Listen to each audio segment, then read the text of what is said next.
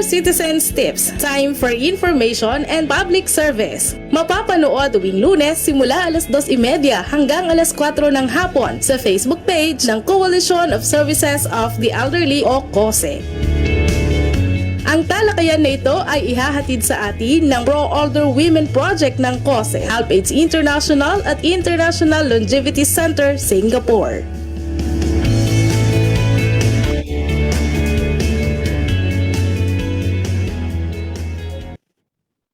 Ayun, magandang hapon mga ka-seniors. Happy New Year po sa ating lahat. At ito ay ang unang-una nating episode ngayong 2022 at napakahalaga ng ating pag-uusapan ngayong hapon na ito, no? Ito ay may kinalaman sa ating spirituality, wellness and spirituality. At ngayong hapon ay meron tayong dalawang bisita na malalim ang karanasan sa usapin na ito, no? Unang-una ay si Ma'am Zenaida Delica Willison. Isa po siyang holistic lifestyle advocate, isang practitioner and resource person. At ang kasama ko sa seniors sa panahon ng COVID, Seniors for Seniors, si Sister Edna Aquino, isa ring advocate ng wellness and spirituality. Magandang hapon po sa inyong dalawa. Pwede ho bang bumati kayo at magpakilala?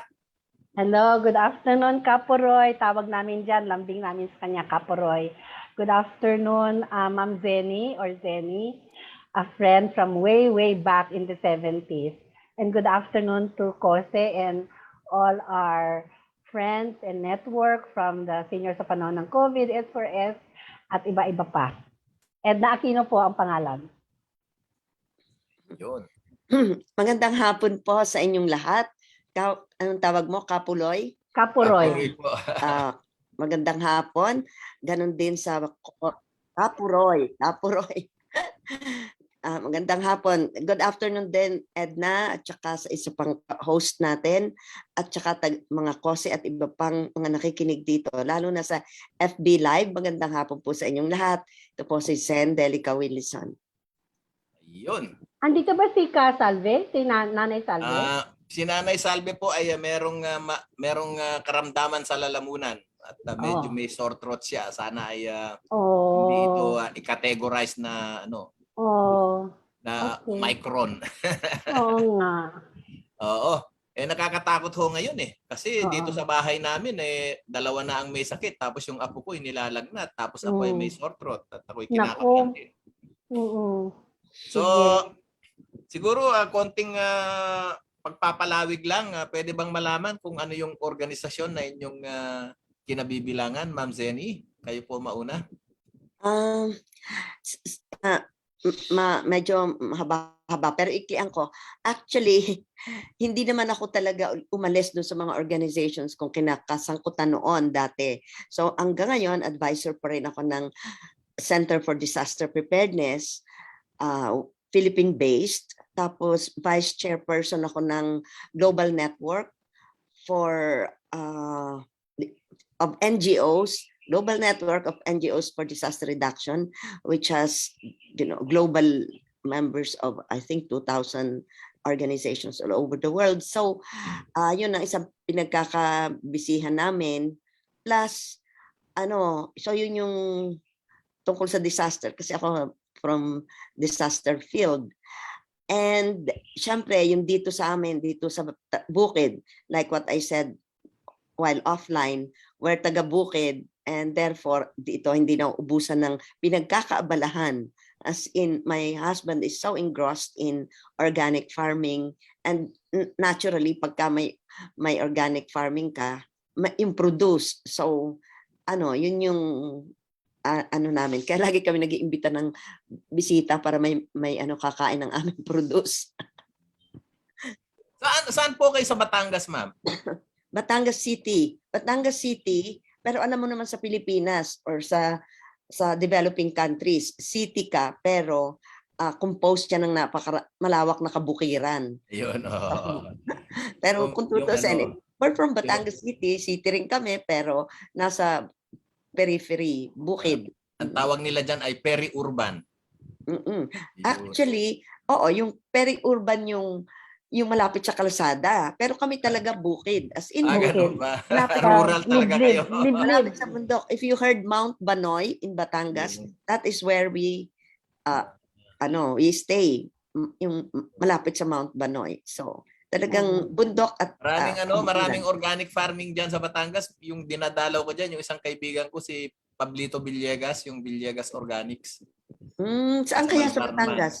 Sa Malvar. Malvar, oo. Oo, kasi ang Batangas province composed of how many, Edna, mga 30 municipalities. Yeah. So, Malvar is one and Batangas City is one. So, Saka si Ramil Cueto, kaibigan din yan ni Kaporoy. Yan. Kasama namin yan sa FPC. Oo. Kaibigan, halos adopted sana yan ng Nina Zeni at ng husband niyang si Robin. Ganun. Yes, yeah. Kasama namin si Ramil sa senior sa panahon ng COVID. Senior. Yeah. oo. Pero yun sabi ko, hindi ka pa senior. Pero identification na niya senior. Kasi, taga rito siya sa amin. Ayun, oo. Ma'am Edna, konting background lang po para maintindihan nila kung saan tayo nang gagaling. Okay. Okay, suki na ako dito sa sa KOSE, sa mga pangatlo, pang-apat ko na yata na seminars dito. So kami ni Kaporoy, magkasama kami sa senior sa panahon ng COVID. Simula nang ito ay tinayo, siya ang aming tinuturing na kasama ni Chuck, sila ang tinuturing namin na talagang founders ng FPC na ngayon ay may mahigit 30,000, more than 35,000 na members na. Ang aking pinagkakaabalahan sa senior sa panahon ng COVID, ang aking interest talaga ay sa area ng polisiya, pag-research at saka advokasya. Marami na kaming nagawa, no? Isa kami sa mga boses na nagtulak ng issue against mobility, yung restraining ng mobility ng mga seniors, at kami din yung isa sa mga aktibong boses nung kaumpisa ng pandemya na nagtulak talaga na ayusin ang ayuda para sa mga seniors. So patuloy kaming aktibo sa larangan na yan. We engage with the newly established National Commission for Senior Citizens. So marami na kaming mga nagagawa at natutuwa kami dito sa platform na ito kasi it also broadens our outreach to other senior citizens and other senior citizens organizations. Yun lang po. Yun. At of course, isa sa mga action teams ng seniors sa panahon ng COVID, Seniors for Seniors, ay itong usapin ng wellness and spirituality. Meron po kaming action team nito at meron kaming chat group niyan na araw-araw ay may mga nagpo-post tungkol sa wellness and spirituality. Pero alam nyo, itong usapin natin, interesting to, no? Dahil maraming misconception sa usapin na ito. At kalimitan, ang pananaw ng mga tao ay kailangan religious ka, no? At ikaw ay miyembro ng isang sekta para ikaw ay maging spiritual.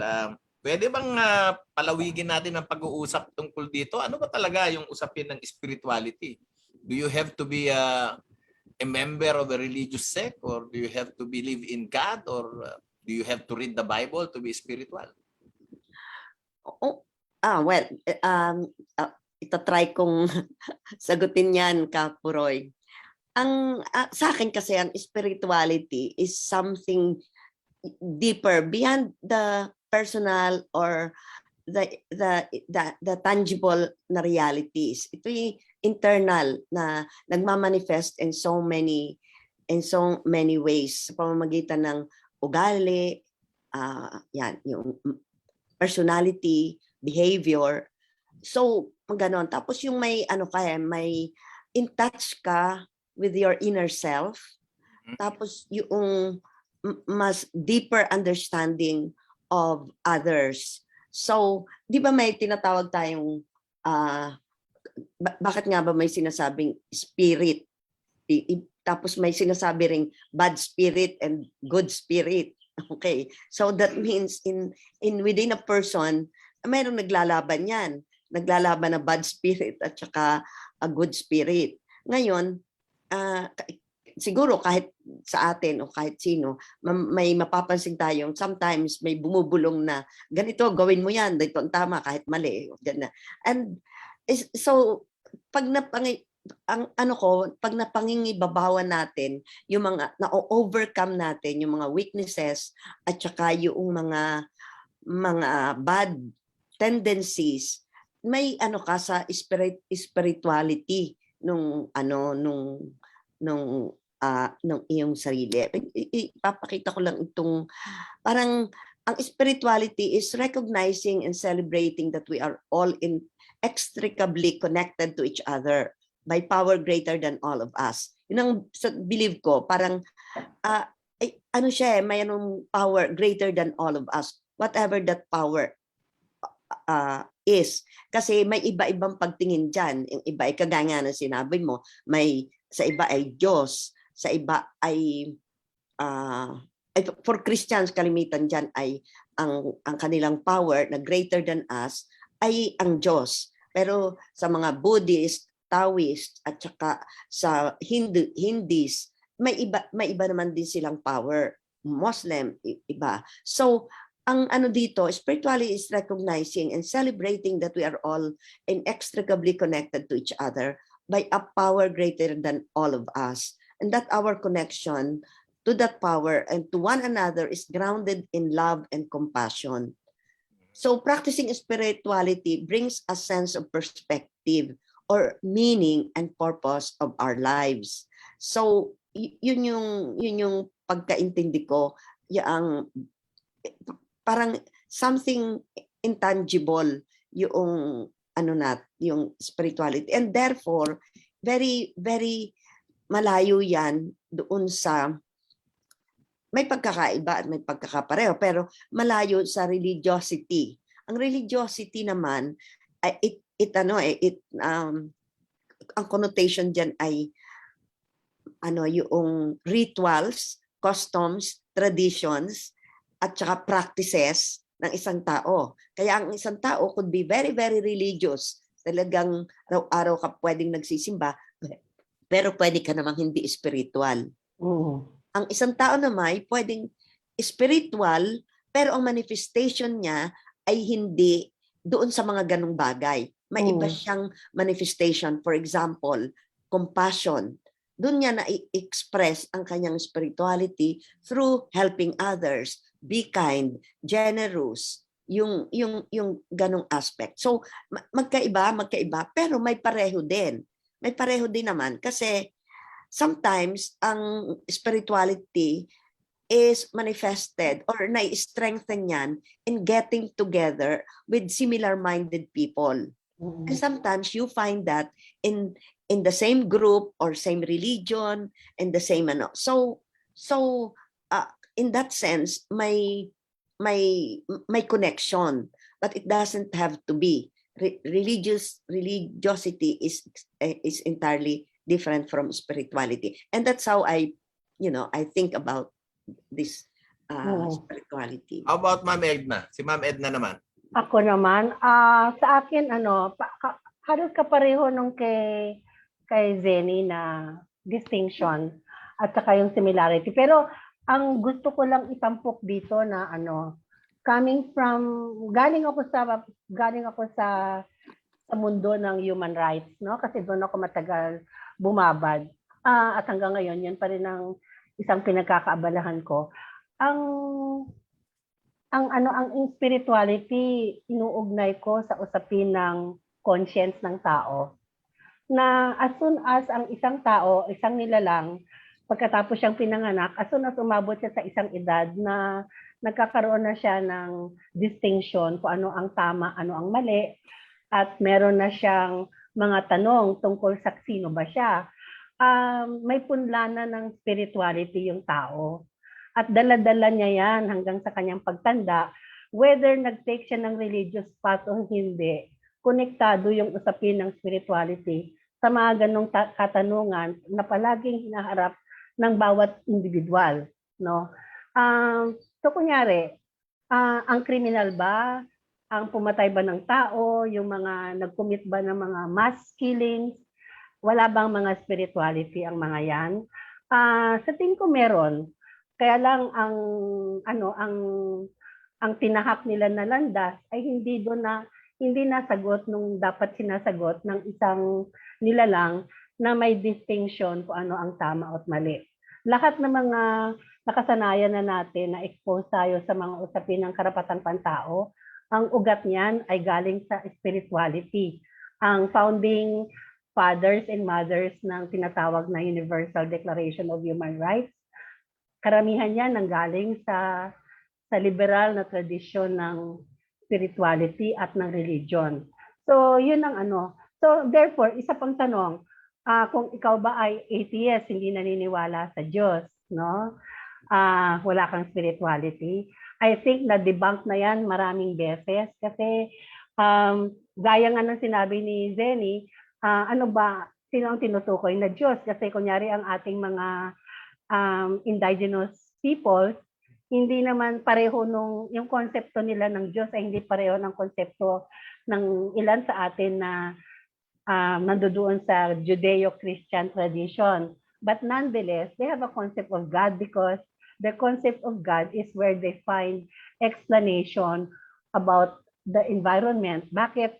Halimbawa, sa mga indigenous peoples communities, whether sa Philippines man yan o sa Latin America o sa iba't ibang bahagi ng mundo, yung mga indigenous peoples community, ang kanilang spirituality ay nakaugnay sa kanilang environment, pagpoprotect ng kanilang environment.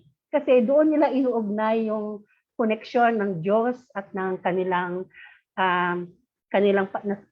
kapaligiran at ang kanilang kabuhayan. So, yun lang ang kailangan natin siguro ma-emphasize sa distinction ng spirituality at religion. Ay, idagdag ko lang kasi parang di ba parang ang hirap i-describe, pero everyone ay naghahangad nito, parang everyone seeks it, yung pagiging spiritual. And so yun, nag-agree ako kay Edna na nagma-manifest nga ito in so many forms at kaya iba-iba rin ang kanilang pinaniniwalaan. Pero at syempre yung nakikita natin dahil tayo sa Pilipinas lumaking Christians, pero kung hindi tayo nasakop ng Kastila, baka tayo Muslim o baka kung ano ang ating religion.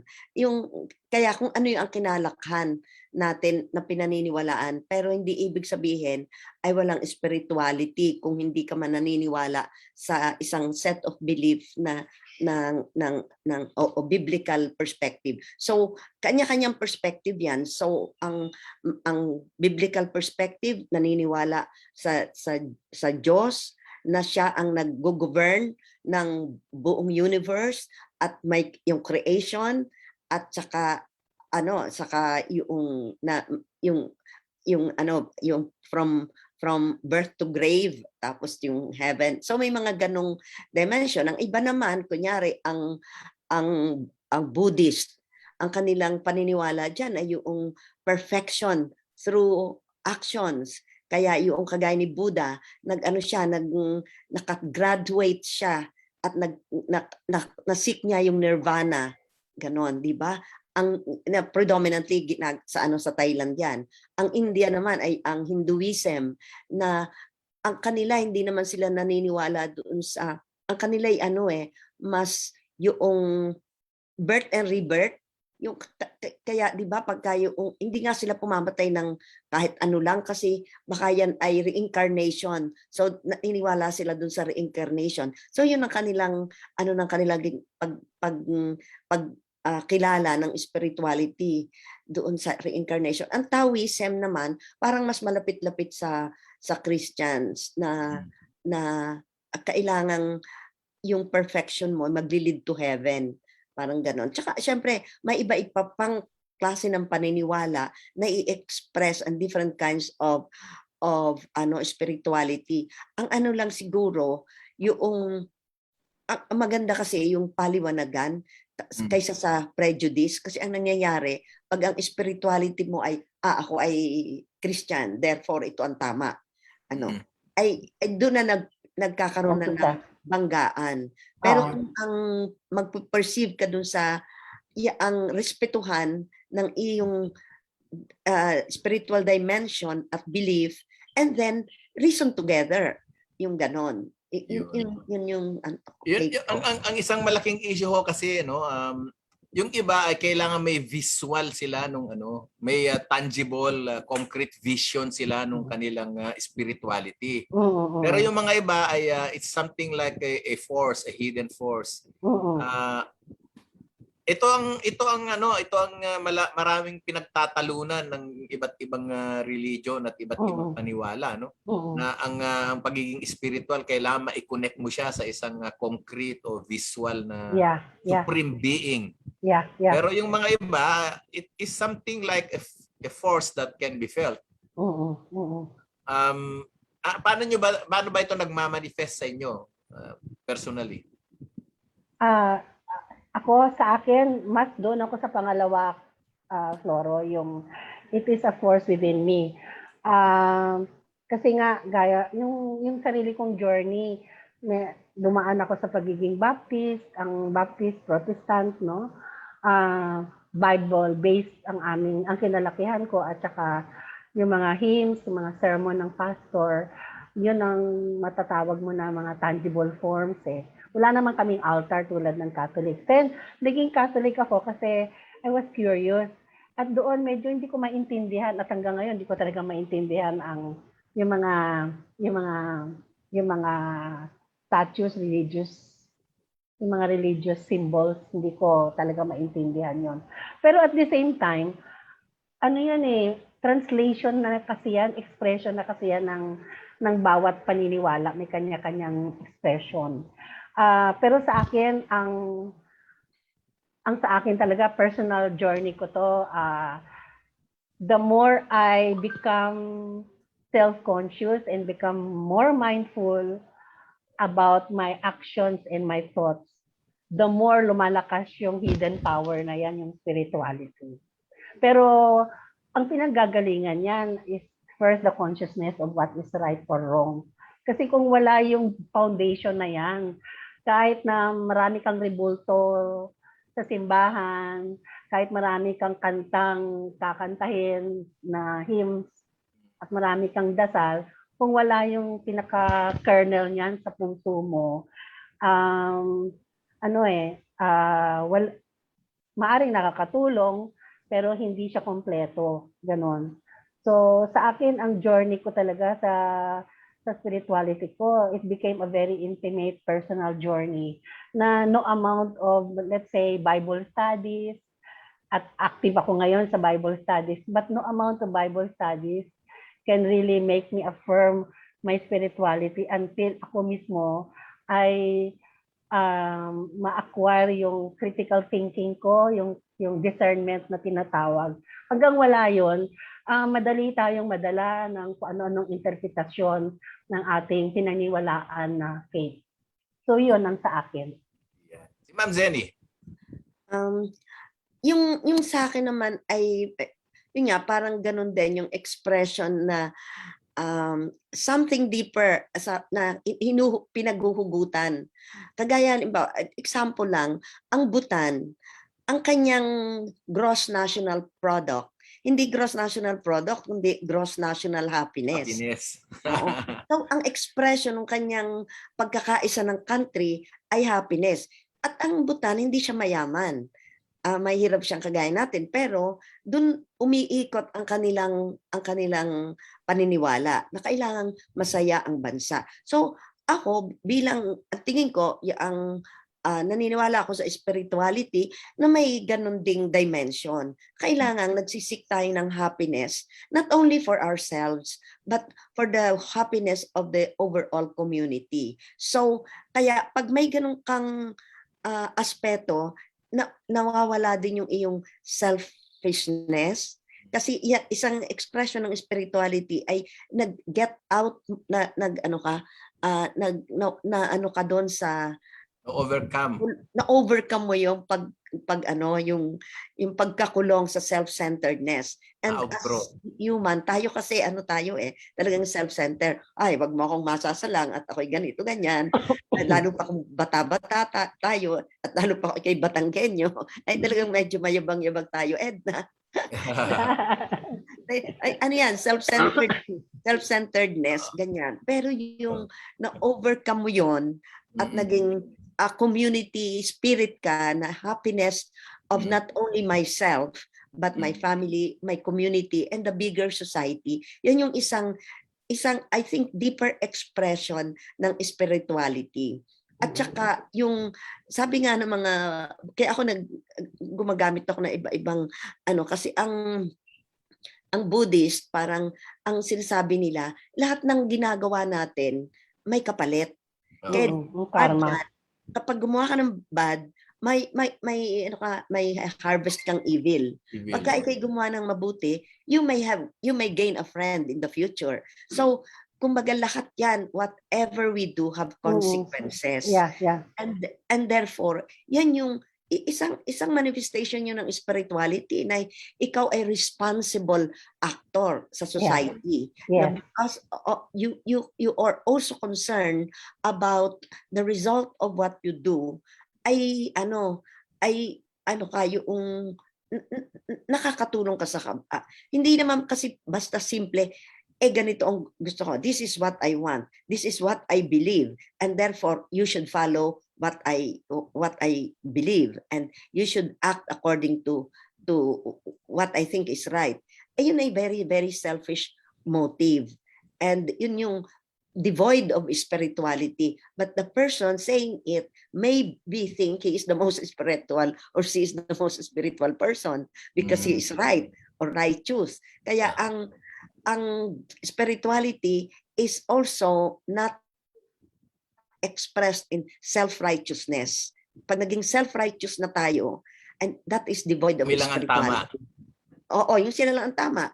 That is devoid of spirituality. Kasi spirituality is recognizing that others have a spiritual dimension, and the others have worth, and they have meaning, and they have also reasons for what they do. So you don't just look at the peripheral, or you just don't look at what the immediate result, but dig deeper on the whys and the wherefores. And I think that's the reason why I don't know, yung ibang tao, kumbaga, bakit sila nananatiling masama? Okay, sabihin na natin, to put it bluntly, bakit na ibang tayo nananatiling masama? Kasi ang akala nila'y tama ang kanilang ginagawa. Bakit ang ibang tao nantutuwa sa pag sila'y nakakaloko, nagkukurap, nagsisinungaling? Kasi akala nila tama yung ginagawa nila. So, yun yung sinasabi kong, ang spirituality din, maaaring, pero hindi ako firm dito maaaring may dalawang dimension. Kasi pinanggalingan ko yun yan doon sa sinabi ko kaninang bad spirit and good spirit. Kasi yung pinag-uusapan natin na spirituality related to good spirituality. Bakit may mga ganito? So may bad spirit na kumukubabaw, di ba, na nadidinig natin ng kinababawan ng masamang espiritu. Ibig sabihin may masamang espiritu, di ba? Tinapian. May ganun tayong expression sa Tagalog. Sino ba kumukubabaw dyan? Masamang espiritu. So, ibig sabihin, may inspiration na may inspirasyon na pinanggagalingan ng ang masamang espiritu na nagro-rule sa buhay ng iba. Yun. Parang gano'n. Yun nga ho yung nakakatuwa kasi noong 1984, nag-enroll ako sa isang course kung tawagin ay Phenomenology. And this is the study of religion and beliefs, no? At nag-adventure ako for 2 years. Sumama ako sa iba't ibang relihiyon. Sumama ako sa Baha'i faith, sumama ako sa Zoroaster, sumama ako sa Islam, sumama ako sa mga iba't ibang klase ng Christian. Doon ko na-discover, ang dami palang klase ng Christian. Lalo na yung mga fundamentalist, iba't ibang layer. Ang aking naging konklusyon, lahat ng religion ay tinuturo kabutihan at tama. Kaya lang, pag pinag-aralan mo na yung relihiyon na yun at titignan mo na yung kanilang hierarchy at ang kanilang power relations, doon nagkakaroon ng pagkakasira. Maski na basahin mong lahat ng mga religious books and artifacts, walang nakalagay doon na masama eh. Pero nasa practices at saka tradition at saka hierarchy at saka politics ng mga religion, diyan nasisira. Maging Kristyanismo ito, maging Islam, maging Hindu, maging Buddhist. Pag dumating na yung power relations at saka yung hierarchy, doon na nagkakaroon ng kasinungalingan eh. Sa mga practices at saka sa paniwala. Kaya ako, bumalik ako sa pagiging Katoliko dahil diyan ako nagsimula, pero hindi nangangahulugan na lahat ng sinasabi ng pari, obispo at saka papa ay paniniwalaan ko. Yeah. So ang naging konklusyon ko, ang relasyon ko sa Diyos ko o sa pinaniniwalaan kong spiritual, personal.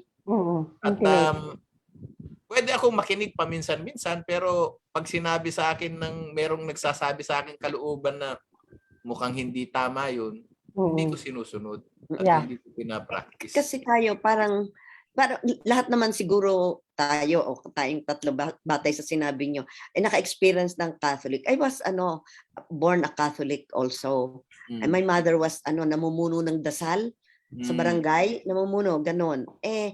One time, siya yung talagang maraming rituals. Tinanong ko sa kanya, anong ibig sabihin ho niyan? Kasi Latin. Ave Maria Purissima Concepicado Concebida niya. Ay, anong ibig sabihin niyan? As nanay ko, alam mo sagot sa akin, malay ko. Malay ko. Sabi ko, bakit? That was taught to me by my mother who was taught by her mother. So, walang tanong-tanong. Huwag ka na magtanong, ganyan yun. Yan yung pagkaintindi ko sa Yan ang religiosity. Tapos yung ito na lang, itong very recent. Ito na lang, very recent. Kasi sa amin, may mga namatay na sa family. Meron kami namatay na teenager na very, very nice. Very, very nice. Ang galing ng ugali. 'Di ba dito nagpupuyat, binabantayan ang patay. Ang Catholic binabantayan ang patay. Ang inaano ko nga, ba't ibabantayan niya? Hindi naman lalayas. Anyway, pero ritual 'yon, nagbabantay ng patay. Sabi ko, 'di ba pagka ang bata, ang namatay na yan, saan yan pupunta? Sabi ng mga pamangkin ko, di sa langit po, ang bait niyan eh. Okay. Sunod kong tanong, naniniwala ba kayo sa resurrection? Resurrection? Opo naman. Opo, naniniwala kami sa resurrection. Ay paano magre-resurrect itong si Christopher, yung pangalan? Ay kung nasa langit na siya. Kasi ang paniniwala, ito yung isang hindi ko maintindihan, kagaya mo Edna, marami ka hindi maintindihan diyan sa mga rebulto. Ito yung isa, state of the dead. Diyan tayo may mahirap intindihin. Ang sabi nila, pag namatay na ang tao, pupunta na sa langit. 'Di ba? Yun yung spiritual. Purgatorio muna. Kung wala siyang bagahe. Purgatorio muna, purgatorio. Yan. Kung wala siyang bagahe, diretso sa langit. Oo. Pero yan yung mga pinag-rebel din ng mga Protestant. Kaya 'di ba ngayon ay 'di ba lahat naman ng galing yan sa Christian, naging Roman ng Roman Empire, naging Papal Rome. Tapos yan na yung iminana natin, yung Roman Catholic na mula sa Papal Rome. Ay 'di ba saan ba nang galing ang branch ni na Luther, ni na Calvin, ni na lahat yan nagprotest. And isa yan sa state of the dead. Sabi ng nila, saan pupunta ngayon yung patay? Mabait ho di sa langit diretso. So yung iba pa yung impyerno at saka hindi naman natin pag-usapan, lalong mahaba yon. Pupunta na daw sa langit. Tanungin ko, naniniwala kayo resurrection? Oo naman daw. O therefore, paano siya magre-resurrect ay nasa langit na? Ibig sabihin, babalik siya sa lupa, pupunta siya sa kanyang bangkay para pag tumawag yung trumpet na nandito na ang Panginoon, ay siya makakabangon and will be changed into a new person. Ay di nagulo na ang teorya ng mga pamangkin kong very, very strict Catholic. ay di sige, pag-usapan natin. Ay sabi ko, sige, hindi ko rin maiipaliwanag muna ngayon sa inyo. Pag-aralan natin lahat yan. Saan ang galing ang ganong teorya? Medyo ano yon, medyo isang aspect na kailangan pag-aralan. Ano bang state of the dead? Kasi lahat tayo ay nagsasabi, without prejudice sa ating kaibigang mga Katoliko, without prejudice, I was a Catholic and I love that faith. I have so many friends there. Marami rin hong ibang religion na naniniwala dyan eh. Parang reincarnation. Pero iba-iba lang. Iba-iba lang. Oo nga, walang problema nga yung sa reincarnation. Ang problema kung ikaw ay naniniwala sa reincarnation at the same time naniniwala ka na ang patay ay pumunta na sa langit.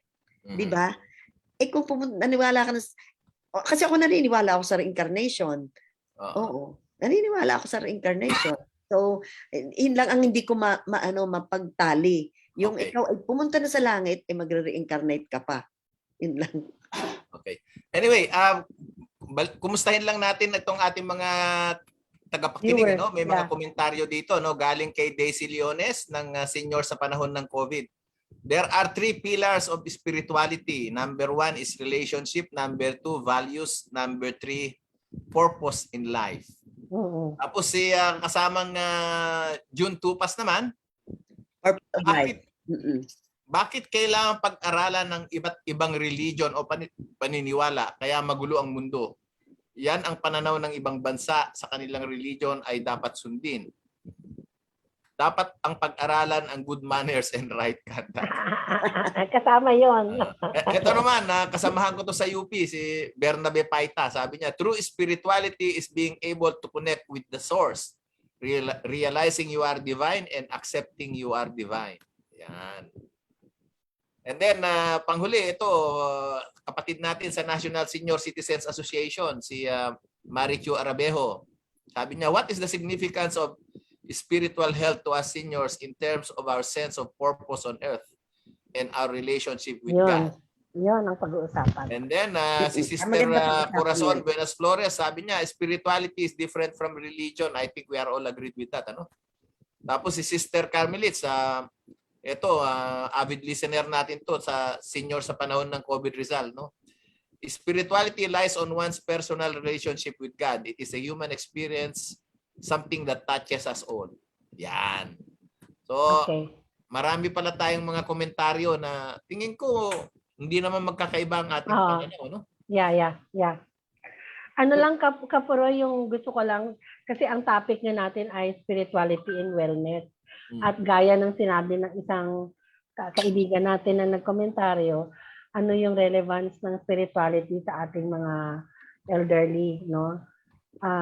Sa akin, importante yung tanong na yun eh. Kasi sa akin, may papel din siguro yung aging sa spirituality.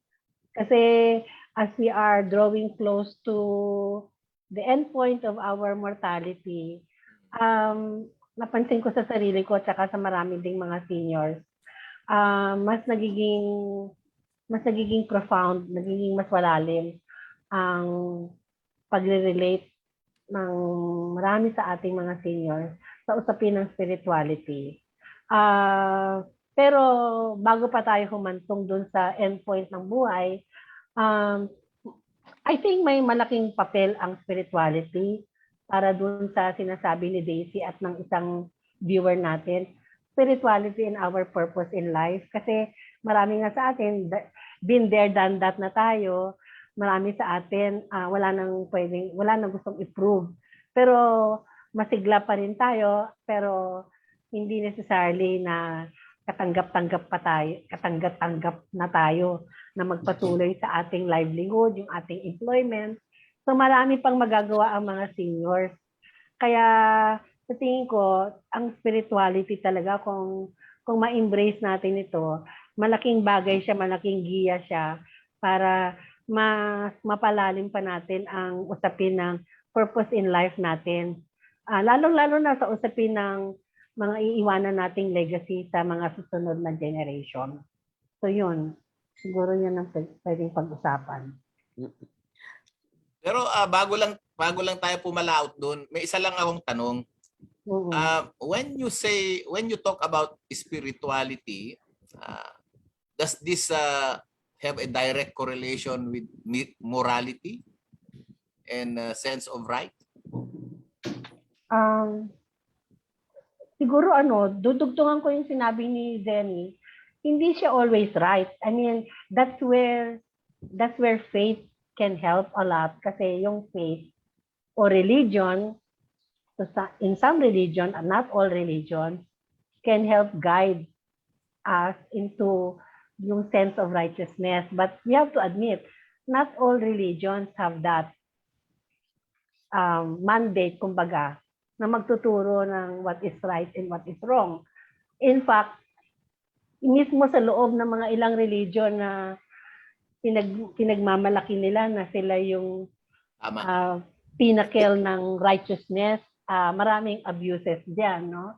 I don't need to mention which religions those are. At merong mga religion na nagiging instrument talaga ng kasamaan, no? Nakita natin to sa halimbawa yung nangyari sa Myanmar, di ba? Kung saan yung mga Buddhist leaders or monks mismo ang nanguna para doon sa persecution ng mga Rohingya. Oo. Rohingya. So, walang, sa akin, tingin ko walang may monopoly ng right or wrong na religion. I think it still goes back to the inner self, that inner power that ikaw mismo, sinabi mo rin kanina, that inner power. And you have to develop that. Ang papel ng religion o ng faith na pinalakihan natin at hanggang ngayon kinabibilangan natin, guide lang yan eh. Pero at the end of the day, it goes down to the individual talaga na maintindihan niya kung ano yung purpose in life niya at saka yung kanyang oneness with that power bigger than us. So yun ang tingin ko dyan. Yun lang muna. Yeah. Meron ba kayong sa experience nyo? Kasi ako, naranasan ko, may religion na napakarami nilang Diyos eh. No? Parang Hinduism, ang dami nilang Diyos. O maraming santo. Oo, ang dami nilang santo, ang dami nilang Diyos. At pati Diyos ng kasalanan, meron sila. Posible. Oo. Mm-mm.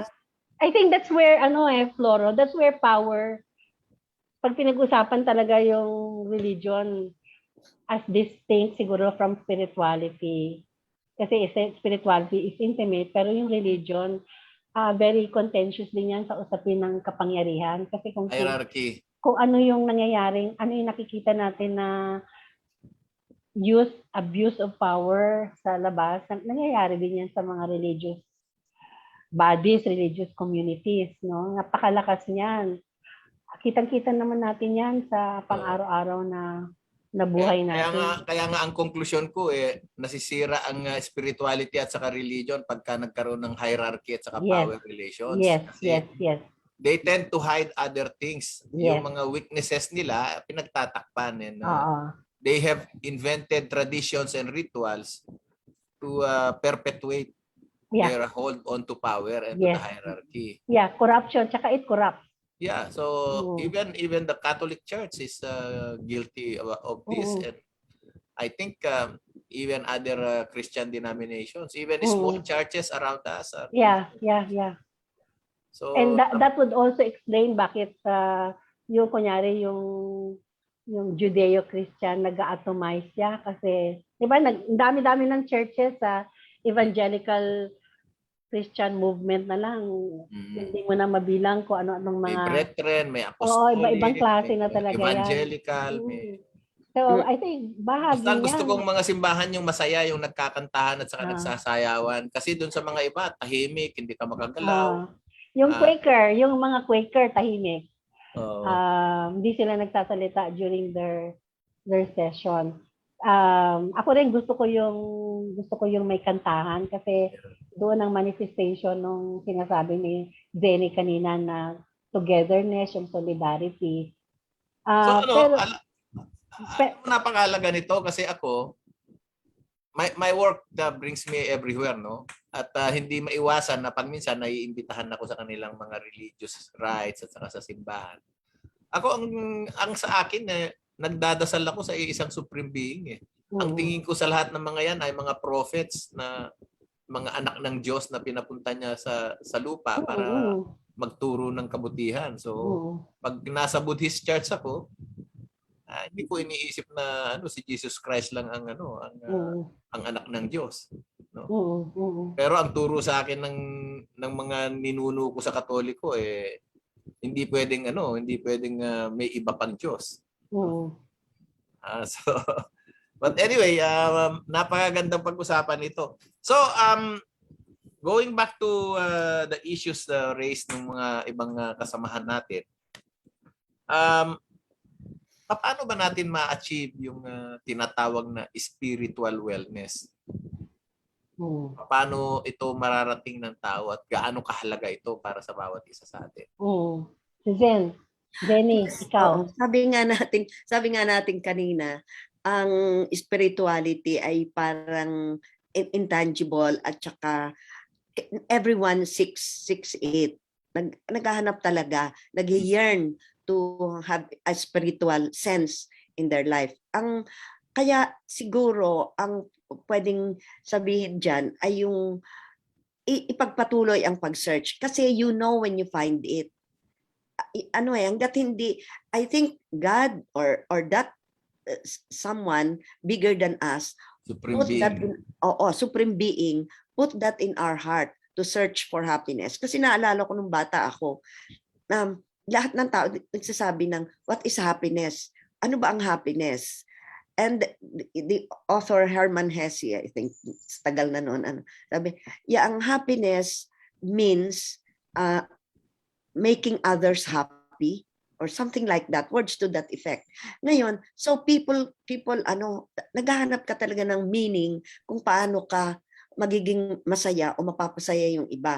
Pero ang doon kasi, yung hanggat hindi mo nakikita yung happiness na inilagay sa iyo, ay hindi kami hinto. Bakit ba tayo nagpapalit-palit ng karir, kung ano-anong ginagawa? Nung bata, iba ang iyong expression, naging aktivista, pagkatapos mong aktivista, may iba ka namang gagawin, or mag-iibang karir, gano'n. Kasi may continuous search ka for or longing to find something that is not within you. And I think that's spirituality. And pag nahanap mo yon at naging settled ka in your faith or na-settled ka doon sa tinatawag na equilibrium, kumbaga, or internal congruence, nahanap mo yon, doon ka nag-start maging masaya at doon ka nagkakaroon ng, nakita mo na yung purpose in life at nagiging mas understanding of others. Kaya lang, ang point is, ano ngayon ang basis natin ng lahat ng para pagkaisahan ito? Sino ang panggagalingan ng kumbaga doctrine or theology or what? Paggagalingan ba ang Bible mula sa mga Christians? Ang Christians naman nagkagulo na, sabi nyo nga kanina, 2,000 or 4,000 plus ang mga denomination. Alala ko, digression. The first time I nag-aeroplano ako, when I was to land in the Philippines, ang announcement ng stewardess ay you are entering the only Christian country in Asia. Beware of your bags. Take care of your bags. Yung ganon. Parang teka muna. That is, totoo ba yon? Pero anyway, ang gusto ko lang i-point out ay yun nga, saan ba manggagaling yung mga doctrine? Ano ang magkakaisa tungkol dito? Kasi ang Christians may Bible, which I read. Ang Taoist, meron silang kanilang doctrine. Ang Buddhist, pagkadami-dami at ang dami-dami nilang Diyos. At ang Hindi, ang Buddhist pa, di si Buddha. Ang Hindi, yan yung marami, napakadami. Thousands din yan. Ay, kanya-kanyang doctrinal yan. So, alin ang pwede... Kaya naghihirap ang India kasi marami silang nililimusan. Oo. nagkadami-dami ngayon. Alin ngayon ang totoo or alin ang panggagalingan mo nung paghuhugutan mo nung katotohanan na sinasabi. Ngayon, ang isang source syempre ay ang biblical perspective kasi parang yan ay may history ng mula sa umpisa hanggang sa kung saan tayo makakarating. At diyan din tinakel yang great controversy na nandito sa ating isipan ng tungkol sa masama at mali o masama Tama. at mabuti. Oo. Ang pag na overcome or na go through mo yung lahat ng naaral mo at nakakita ka ng puwang na teka, this is it. Parang yung aha experience. Ito pala yung ang tagal-tagal ko nang sinesearch na narito sa puso ko. Na ito yung meaning of life. Nandito na yung purpose of life at andito na may good relationship ako. May understanding of ako sa iba. Na-develop ko yung aking mind, personality, and character in such a way na nag-change yung behavior ko. Na kumbaga dati ako'y masungit, ngayon hindi na ako magmamasungit kasi mali iyon. Kasi ang tamang approach ay magkaroon ako ng wellness sa isip, sa salita at sa gawa. Kasi yung physical dimension, madali lang May sakit ka o hindi. O, di ba? May doktor, titingnan ka ng doktor. Yung spiritual wellness, yun yung isang hindi mo nakikita. Akala mo ang galing-galing, yung pala iba ang kanya iniisip. Meron nga dito ang bait-bait, yung pala loko-loko.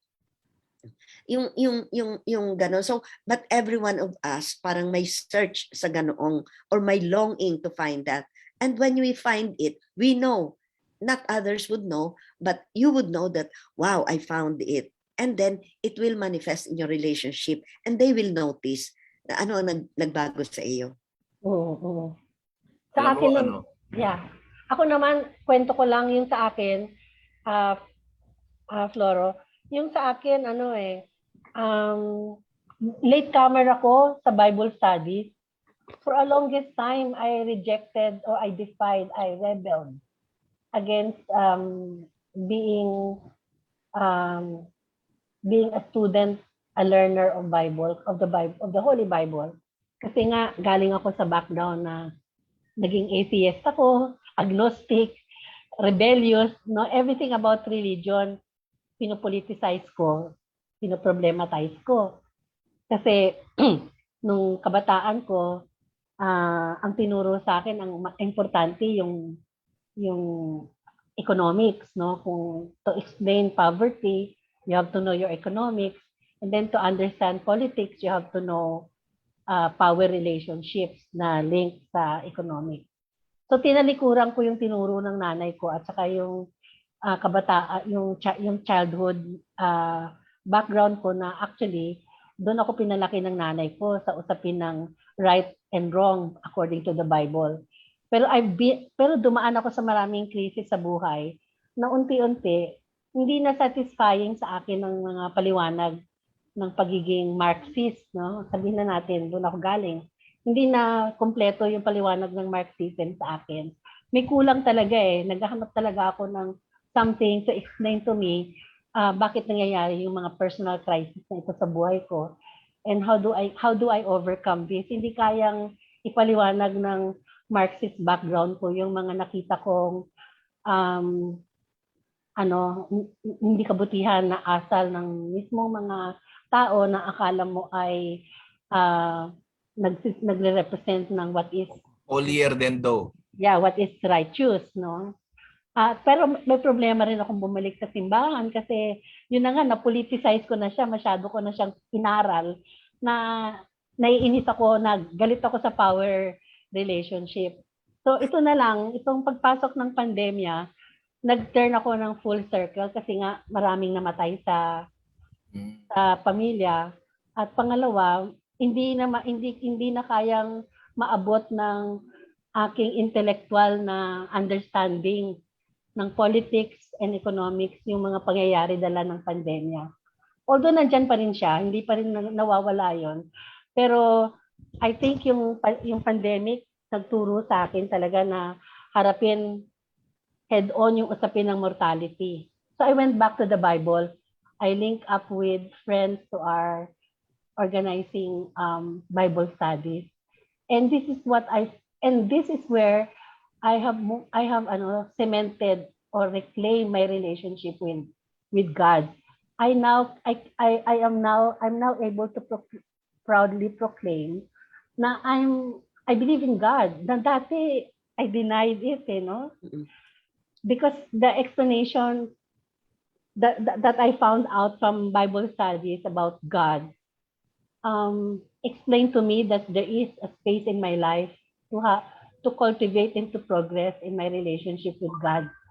At saka ang isa talagang hindi ko makalimutan na tinuro sa akin, yung the notion that we are all broken.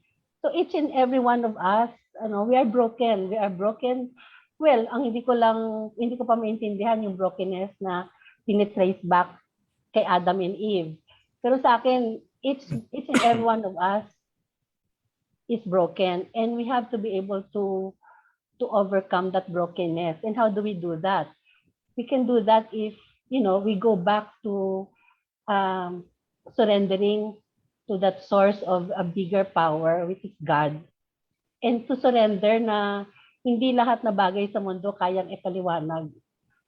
Kasi may Diyos lang nakakaalam, so you surrender that power. And for a former Marxist like myself, it is so liberating na hindi ko lang pala dala-dala sa shoulder ko yung problema, kundi meron pa palang pwedeng paghugutan na magiging angkla ko para maintindihan ko kung bakit namatayan ako ng 3 kapatid sa loob ng wala pang 2 taon. Yung mga ganong klaseng bagay, bakit hindi ko na nakikita yung mga anak ko? How do I cope with the fact na baka may mangyari sa amin at hindi na ako makikita ng mga anak ko? Mga ganong klaseng mga questions at yung mga mahal na kaibigan na unti-unti nang nawawala. Meron kang paghuhugutan, meron kang angkla. And at the same time, yung angkla na yon ang nagbibigay inspiration at strength sa'yo. Bakit patuloy pa rin tayong bumabaka sa mga seniors, Floro? Ba't di natin sinusuko ang mga seniors sa ginagawa natin?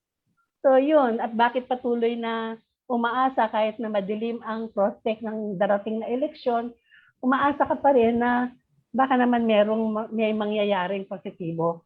So doon nabuo yung doon nangyari yung 360 degrees na journey ko. So, nagkaroon ka pala ng Sister Edna, nagkaroon ka pala ng amazing grace. Siguro, parang ganon, no? Parang ganon. Yun ang summary nung sinasabi mo eh. Oo. And it's very humbling. It's really very humbling for someone who is always in control, who thinks that she can be in control of things. It's very humbling na meron na ngayon magre-remind sa'yo palagi na look, no? You're broken and that other person is broken and you both have to heal. Yung ganon. So, yun ang Alam mo, napakahalaga nung sinabi mo, Sister Edna. Kasi I work with Scandinavians, no? Pero ang dami sa mga Scandinavians, they don't believe in God. Marami sa kanila atheists, but they are very moralistic, they are very honest, they are very sincere, they are compassionate, but they don't believe in God. Ang nagiging problema nila, pag nagkaroon sila ng mga personal crisis, family, personally, wala silang anchor. Wala silang mahawakan at kaya sa mga raming Western countries na hindi naniniwala sa Panginoon o hindi masyadong religious, napakataas ng suicide rate, no? At ang pinagtataka nila, lagi nila ako tinatanong, bakit ang mga Pilipino, ang hirap-hirap nyo, binabagyo kayo, binabaha kayo, pinuputukan kayo ng bulkan. Pero lagi pa rin kayong masaya, lagi pa rin kayong nagkakantahan at hindi nyo pa rin nawawala yung Panginoon nyo. No? So, napakahalaga nung mga angkla na yon. Pero bago tayo pumalawig, no, basahin lang natin ang mga komentaryo. Very engaging ang ating mga listeners ngayon, no? Sabi rito ni Bernabe Paita, no? To find your spirituality, go inside. It is just within you. Sabi naman ni Owa Mabel, it is one's conscience or the teaching in one's church that influences the spirituality of a person. Sabi ni Daisy Leones, when talking about relationship, it refers to one's relationship with your God, relationship with others, and relationship with yourself. Tapos si Sister Monina Jing Iaga. Ito, SPC leader ito sa Tarlac, no? Being at peace with yourself, your views and beliefs, that can be considered spirituality to me. And then si Sister Susana de Guzman. There is only one God and one mediator between God and the man Christ Jesus. That is written in the Bible. Tapos si Sister Daisy Leones ulit. It is our brokenness that we become whole. Message niya yun kay Edna.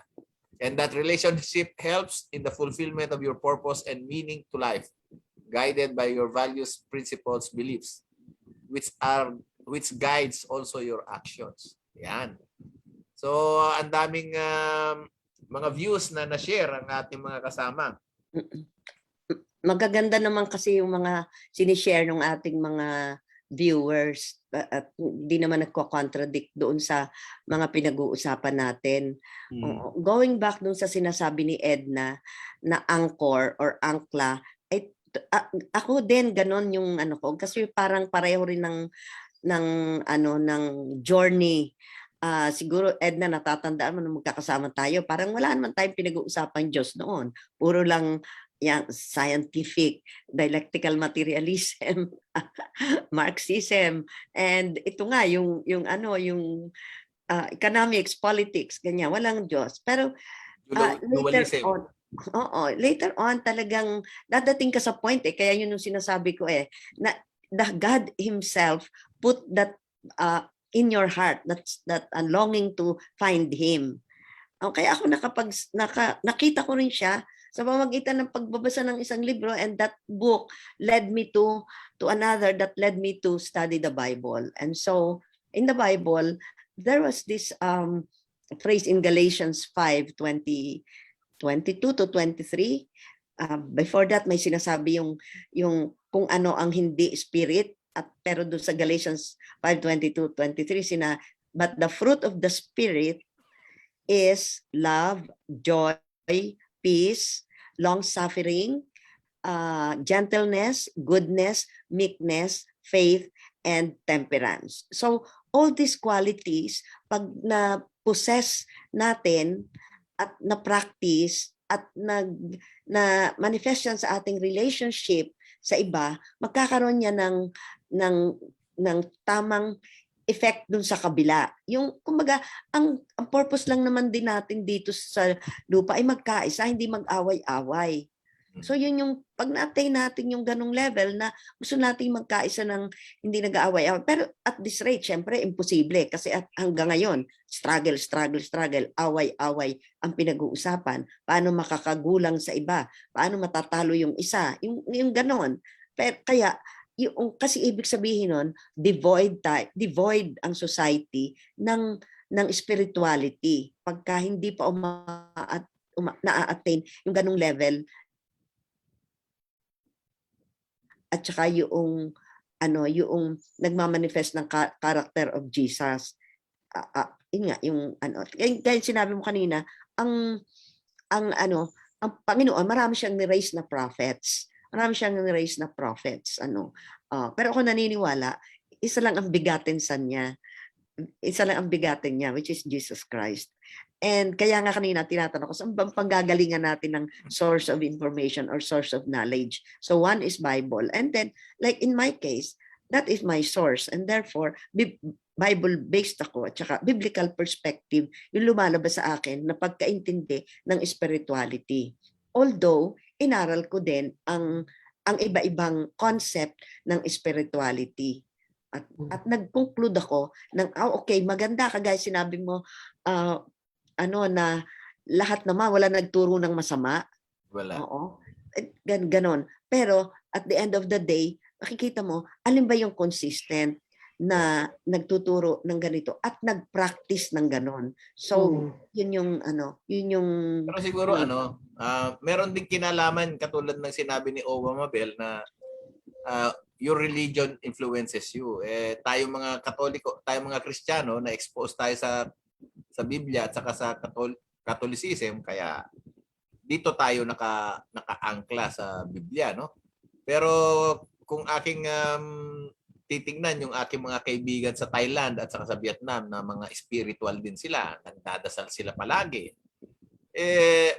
Naniniwala rin sila sa isang supreme being, pero ang kanilang kumbaga intercession ay si Buddha. O yung iba naman ang intercession nila ay si Muhammad, no? Pero ako tingin ko kasi kung iisipin ko na maraming Diyos, napakahirap yata nun. Di sana lagi tayong nag-aaway-away. Pero ako tingin ko isa lang ang Diyos. Pero gaya ng sinabi mo, maraming prophets na pinalabas ang Panginoon sa iba't ibang sulok. Tayo ay by accident ay na-expose sa Catholicism at karamihan sa atin ay nagdaan sa katekismo. Doon ang mooring natin, no? Doon ang angkla natin. Pero pag tinignan mo yung mga Buddhist at saka yung mga Hindi, mga kaibigan ko sa Nepal, napaka-religious din nila. Pero ang dami rin komunista sa Nepal, ha? Sabihin ko sa inyo, Leninist, Marxist. Dalawang klase ang komunista doon, puro mga kaibigan ko. Pero maniwala ba kayo? Naniniwala sila sa maraming Panginoon. Mahigit 500 ang dinadasalan nila. Pag minsan sinasama nila ako. Sabi ko, paano mauubos ang pera mo niya katitirik ng kandila? 500 yung tinitirikan mo. Totoo Kaya yung mayaman. Totoo yun. Yun yung, ang punto dito, siguro na napakahalaga ay yung pagkilala na merong supreme being na nandyan. No? Yeah. And of course, tayo, naniniwala tayo na ang intercession natin si Jesus. Pero bukod dun, meron pang extension nagdadasal pa nga tayo sa mga santo at saka kay Mama Mary, no, na nire-reject ng maraming Kristiyano. Kasi nga pero lahat yan ay merong kinalaman din sa spirituality kasi nga naghahanap tayo ng anchor, naghahanap tayo ng panghahawakan. So, kasi nga kung ang yung misis ko devote ni San Padre Pio. Pero hindi ko siya masisisi kasi talagang naniniwala siya at saka marami na siyang dinasal na mukhang natupad. So yun yung siguro tayo mga Katoliko, tayo mga Pilipino dahil nga tayo ay exposed sa Kristyanismo, talagang Jesus Christ tayo. Yung kasing yung parang si Edna, nanggaling din ako ng Catholic and then naging agnostic, atheist, ganun. Siyempre, galing ka sa isang movement for change. So, ganun talaga. Tapos, come a point na, teka muna, hindi na kaya, like what Edna did. Hindi mo na kaya, so you search. And then, you find the Bible, kaya naging pero hindi ko rin matanggap kung kagaya ng sabi ni Edna na mga belief ng ibang Christians na without prejudice to them, pero even yung logic, yung marami kang sasambahang mga santo-santo, mga ganyan, ay rebulto. Ay sabi ni Isaiah, ni Prophet Isaiah, nung ang mga Israel ay lagi silang sumusuway Sabi niya, ano ba naman kayo? Ano ba naman kayo? Puputol kayo ng puno. Yung kalahati ng puno, gagawin yung rebulto at santo at pananalanginan nyo. At yung kalahati, ipanggagatong ninyo. What is the difference? Parang nag-strike yung sa akin na parang, teka muna, bakit nga ba tayo dito? Napakaraming santo. Ngayon, tapos marami pang iba na na hindi talaga tinuro sa Bible. Yun yung isang realization. Mga tradisyon at saka ritual. Kung ikaw pala ay Christian, ay di dapat Bible. Pag hindi ka nakikinig sa Bible, hindi iba yung tinuturo mo. At nakita natin yan. Maraming mga tinuturong kakaiba talaga. At gaya nga nung bablikan ko, yun yung reason kung bakit during the time of Luther, 502 years ago, ay inaral niya yung Bible. Kasi noon ang Bible naka-chain sa so nakita niya yan sa isang library sa airport. University of Erfurt at saka sa isang monastery, nakapagbasa siya na at the end of the day, nakapaglista siya ng 95 theses kung saan maraming mali na yun ang inilagay niya sa simbahan Katoliko sa umaga bago siya lumayas. Pinakita niya. So kaya ang daming, oo nga, bakit ganito tayo pinagganito. Naalala ko ang nanay, dito sa bahay namin, ang lola ko, ang nanay ko, may nakita kaming ang tawag bulitas. Bulitas. Ano ibig sabihin nito? Ay yun ay pagtubos mo, ibig sabihin yung lola ko tumubos ng certificate para makakain siya ng meat on Friday. Pero she has to pay. Indulhensya. Yun yung mga Indulhensya. ganon, mga indulgences na yan. So, yan ay lahat ay nakatatak sa isip ko yung mga unti-unting tanong ko na napagdugtong-dugtong ko, kaya rin ako naging aktivista siguro hanggang sa bumalik ako, teka muna, dapat may reliyon, babalik ako maging Katoliko. Tapos yun nga, yung parang nakita mo naman, nung binasa mo yung libro, yung Bible, parang hindi naman ganun ang nangyayari. May iba, of course, nandoon yung mga turo. Madali naman pag-usapan yung mga turo maging mapagmahal ka, maibigin ka, pero yung iba pa, yung missing. So, again, kaya yung kahit na ikaw ay nasa pareho kayong Christian, pero may iba-iba kayong iba-ibang religion ba tawag doon o sekta, ay Denomination. may kanya-kanya kang angkor. Ay, ang sisiguraduhin mo na lang, ay ano ba yung angkor mo? Yun na ba yun? O yun, maghahanap ka pa ng tuloy-tuloy? Parang ganon. Okay. Alam mo, sumasarap ang pag-uusap natin, no? Pero malapit na maubos. May tanong dito, no? Gaano kahirap o kadali i-maintain ang spiritual wellness? So assuming na-attain mo na yung nirvana na yun, no? Paano mo ba dapat siya ma-maintain? Magandang tanong 'yan.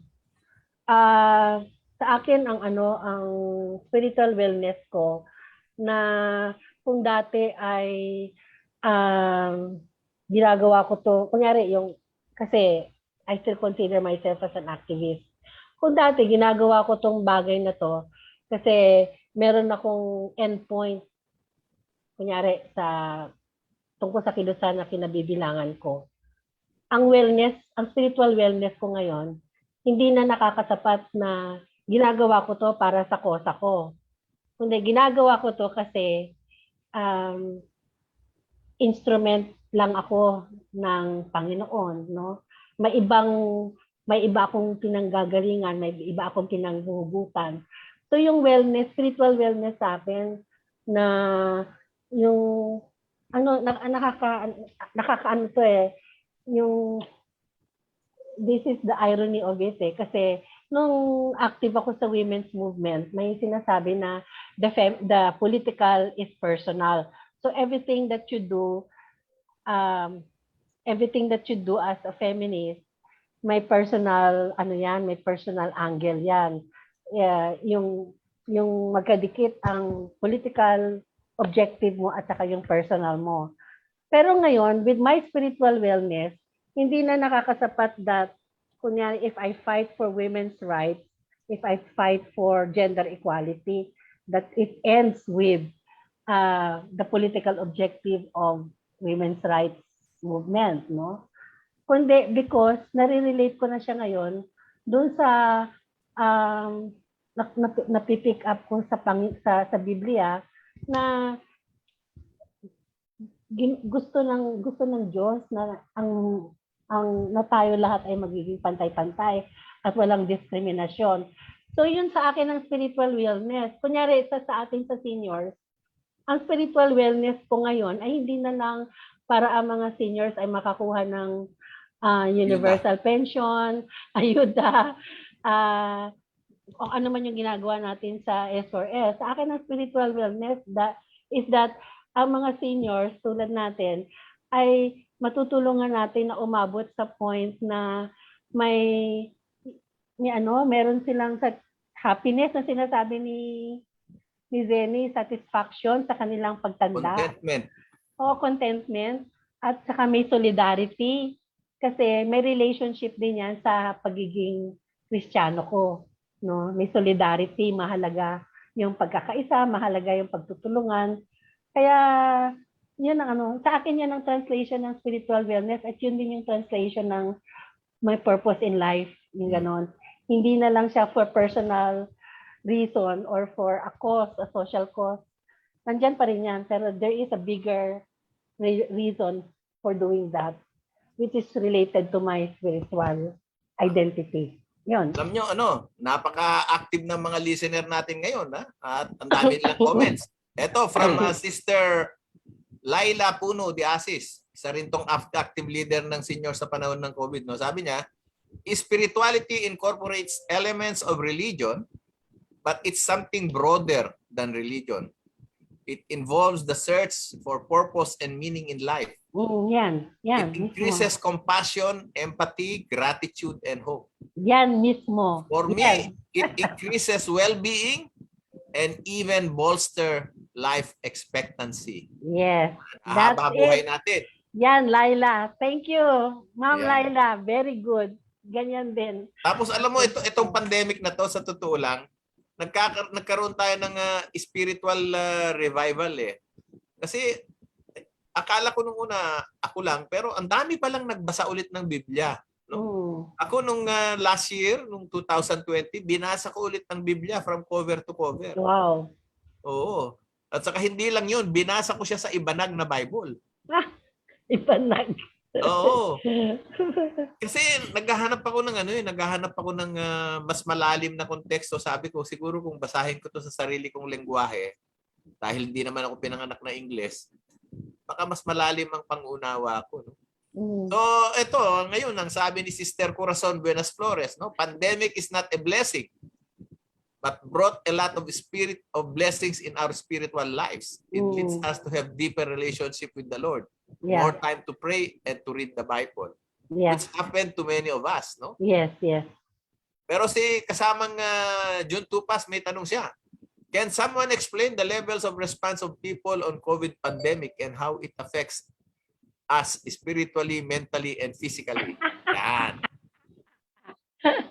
May time pa ba tayo dyan? Meron pa tayo, mga 10 minutes pa. 15 minutes. Si Zenny muna kasi si Zenny galing dyan sa advocacy niya ng wellness. Oo, ang wellness kasi, pipick up ko yung sabi ni Edna na lahat tayo ay brokenness. And from that, sabi ni John 3:16, God so loved the world that he gave his only begotten son, so that whoever believeth in him shall not perish but have everlasting life. No. So para gawin yun, ganun kamahal tayo ng Panginoon. Ganun kamahal kasi nabigay niya yung buhay niya. So what am I? Anong gagawin ko to respond to that love? Ngayon, yun ang sagot din do sa tanong na how do you maintain? Maintain ko yon yung spirituality or spiritual wellness kung yung pagmamahal sa akin ng Panginoon, ilalabas ko sa pagmamahal ko sa aking kapwa. Yes. Kasi hindi ko naman mababalikan siya na, o Panginoon, love kita. Kasi ang sabi niya ay ang mundo ang mahalin. So yun yung manifestation. It's the new commandment. Oo, the new commandment na mahalin mo ang iyong kapwa. So paano mo naman mamamahal iyon? So yun nga, through service, through being, kahit na hindi ka magbigay ng tinapay araw-araw or kung ano-ano pa, but kung ano yung pwede mong i-share, at saka even yung magiging mabait, kind words or what. So yun yung return. And that is the way for me, ma-sustain and ma-maintain yung spiritual wellness, being connected with people, interacting with them, and expressing your love to them. Yeah. Pero sa pandemic, ang tanong yata, Zen, ano yung tanong ulit, Floro, ni June? Nandyan sa nandito sa chat. Basahin ko ulit Sabi niya, can someone explain the levels of response of people on COVID-19 pandemic, how it affects us spiritually, mentally, and physically? Okay. Yun na nga, yung, I think yung sagot dyan, yung sinabi mo kanina, yung sinabi nung isa nating kasama, yung the pandemic has Laila. brought, and then saka yung pandemic has brought Brought us closer to blessings in our spiritual life, di ba? Isang explanation din dyan, that explanation about pandemic has made us come to terms with our mortality. Na at any time, any one of us can leave without even saying goodbye, having a proper goodbye, having a proper because yung pandemic is so virulent, is so violent, no? Na lahat ng mga nakasanayan nating mga ritual, pag ang mga mahal sa buhay ay pumanaw na, ay nawala sa atin yan. So I think yun ang isang explanation ng isang sagot ko kay June tungkol dyan sa pandemic. And spiritual wellness will help us come to terms that there are moments that, yung mga ganong tragic moments in life can happen. It has made us so unprepared. Maski sabihin pa na may vaccine, kahit sabihin pa na kung ano-ano mga ginagawa natin para makakope with the pandemic, there will be moments na unexpected and you'll just live all by yourself. It can be a very lonely death, no, to many of us. And that's where spiritual wellness can help us, kasi it will help us prepare and embrace, the saddest moment in life. Yung ganon. Yung pandemic also helped us to be less materialistic, knowing that anything can happen. So naging less materialistic. Kaya yung parang you don't cling anymore to this build-up, etc. Not that you will, pero yun nga, less materialistic. Yeah. Sa akin, ang shopping becomes irrelevant eh. It was a wake-up call to many of us. Oo. To most of us. No? Kasi nagtatanong tayo, bakit nangyayari ito sa mundo? Why is it happening? And ang daming nagtataka sa atin kung bakit ito nangyayari at ano kaya ang dahilan, ano kaya ang mensahe nitong kalagayan natin ngayon, no? So bukod dun sa issue ng pandemic, anong mga challenges na hinaharap natin para ma-maintain itong spirituality na to, no? Kasi of course, maski na mga seniors tayo, we are still open to temptations of earthly pleasures. Yeah. And how are we able to maintain? Yeah. Sa akin, ang susunod na hamon natin na kadikit din sa usapin ng pandemic, yung environment. Talagang serious itong crisis na dadaanan natin o dinadaanan na natin dahil sa climate change. At sa akin, ang spiritual dimension dyan, yung pangangalaga talaga ng ating kapaligiran, naging abusado talaga tayo. As one humanity, naging abusive tayo.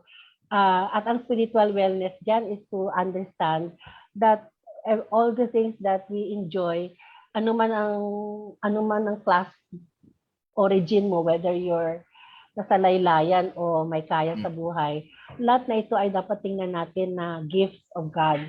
And we are mere stewards of the gifts of God. And we should be looking after this. At naging abusado talaga tayo sa usapin na yan. Hindi natin inalagaan ang ibinigay sa atin. So, I think the translation of spiritual wellness there is, it's never too late to do something about it.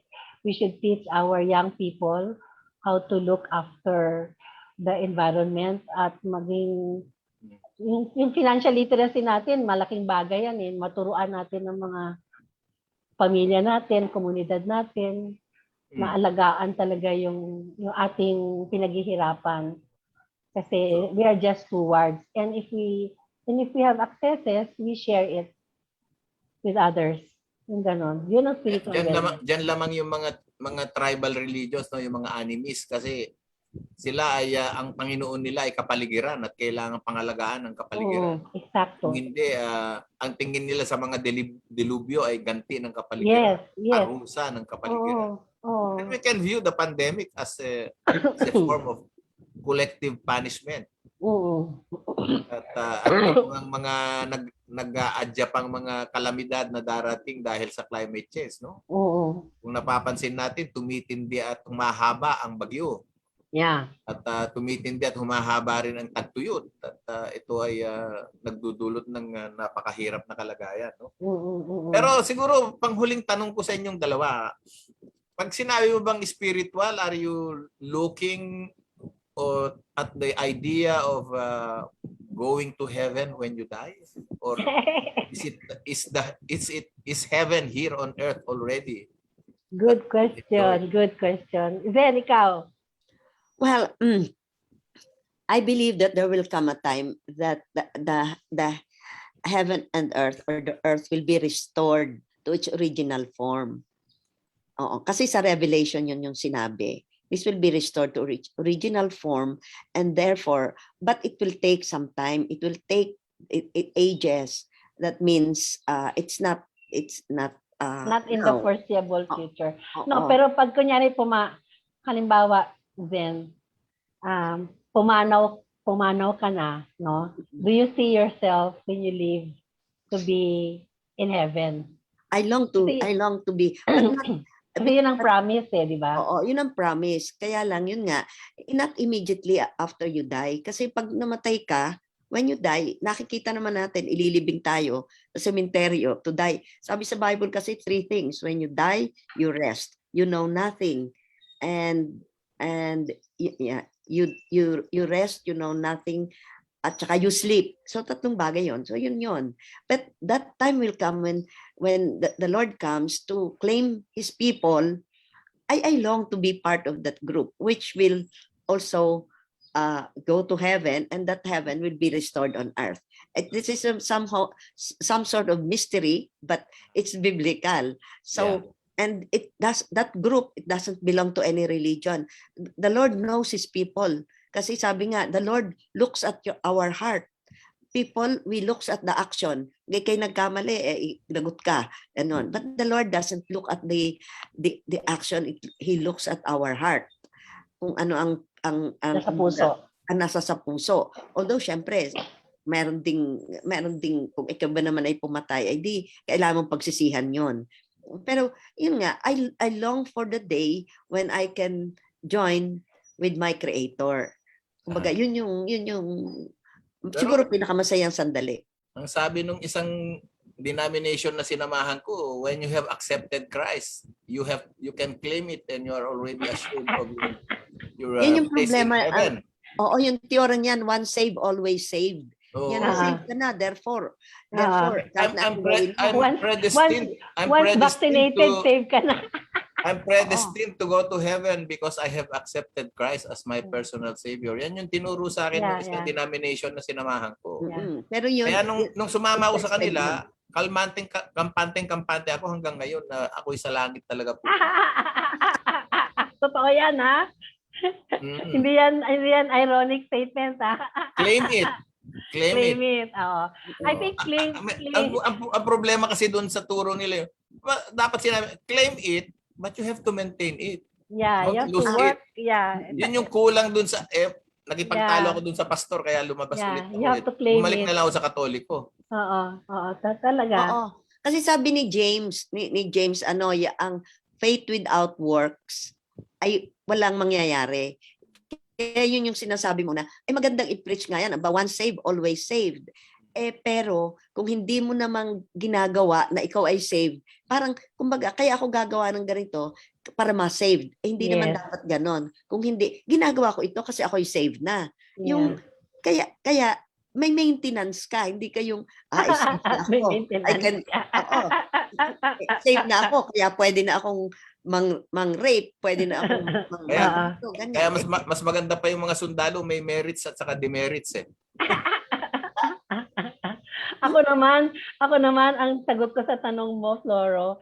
Alam mo, nasa chapter ako ngayon Nasa Book of Revelation ako ngayon, kaya Oo. madugong usapin yan. Nakakatakot yan. Oo, nakakatakot. Kaya wala pa akong sagot tulad nung kay Zenny kasi pinag-aaralan ko pa yung Revelation. At alam mo, talagang mind-boggling siya. Hindi siya madaling maintindihan. Sa akin, malayo pa ako dun eh. Malayo pa yung consciousness ko on life after death. Yung ganon. So, may work in progress. Work in progress pa rin ako dyan.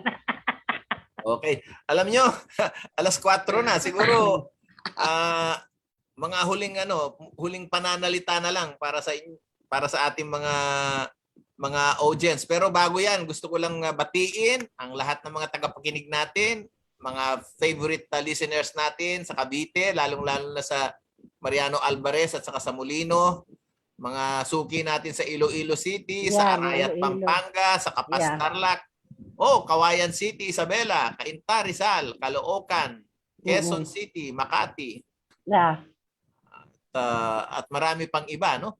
And then huling message from Susan de Guzman. This pandemic for me is a call for us to have more relationship with God. Make us more closer to God. Yeah. Amen. Okay. Amen to that.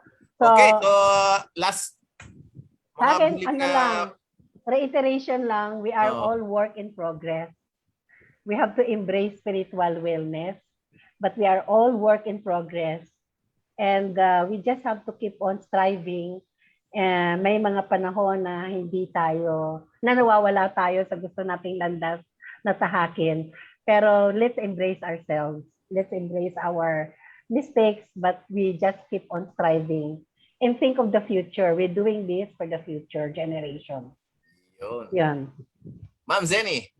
Ako lang, magandang hapon ulit. Ako'y natutuwa sa inyong pagdalo at nakakatuwa itong ating discussion kahit siguro umabot tayong hating gabi, tuloy-tuloy pa rin. Pero anyway, ang point ko lang ay i-maintain natin yung spiritual wellness natin sa pamamagitan ng magandang relasyon sa kapwa at matutuwa na sa atin kung sino man yung ating sinasabing yung superpower na ating pinaniniwalaan. Kasi this is one way of returning the love that the Lord gave us. So, i-maintain natin yun. Develop yung mind, character, and personality to help others. Yes. Yun. Okay. Siguro bago tayo magpaalam, no, gusto ko lang basahin sa inyo ang sinulat kong tula noong 1984. Nung naghahanap ng sarili ko. Ako pumunta sa ibang bansa. Wow. At nagkaroon ako ng spiritual odyssey. Yun. Okay. Ang pamagat ng aking tula ay The Road to Heaven. Wow. Sige. Armed with faith, I will walk the narrow path to heaven. I will climb the steps of righteousness, and I shall hold on the railings of truth. In my journey, I will struggle in the darkness of earthly pleasures. I may be tripped by the rocks of temptations, but I shall stand and hold on to the vines of forgiveness. Sustained by love, I will be strong, tenacious, and confident. I will use the shield of grace and kindness, and I will fight 1,000 backsliding battles. Fallen, I will always rise again, and I shall follow the race of repentance and the guiding light of salvation. For when I die, I will be born again in the kingdom of God. Ganda. Amen. Amen. Amen. Ganda. Ganda, Okay. Flora. Share Mga mo yan. ka-seniors, Share mo I yan. hope marami tayong take away sa pag-uusap ngayong hapon. Napakagandang simula ito ng ating pagbabalik sa ating seniors sa panahon ng COVID time for information and public service. I hope magpapatuloy ang ating mga supporters at saka mga benefactors para magpatuloy ang programa na to. Sa lahat ng ating mga ka-seniors na nakinig nood, maraming salamat sa inyo. Magkikita po tayo muli sa susunod na Lunes, ika-17 ng Enero, sa oras na alas 2:30 hanggang alas 4 ng hapon. Maraming salamat po sa ating napakagagaling na mga resource person, si Ma'am Zenny at saka si Ma'am Edna. And of course, sa ating main sponsor at program honor ang COSE, Coalition of Services for the Elderly. Mabuhay ang KOSE. Mabuhay. Mabuhay Mabuhay. tayong lahat. Mm. Okay, magandang hapon po sa ating lahat muli.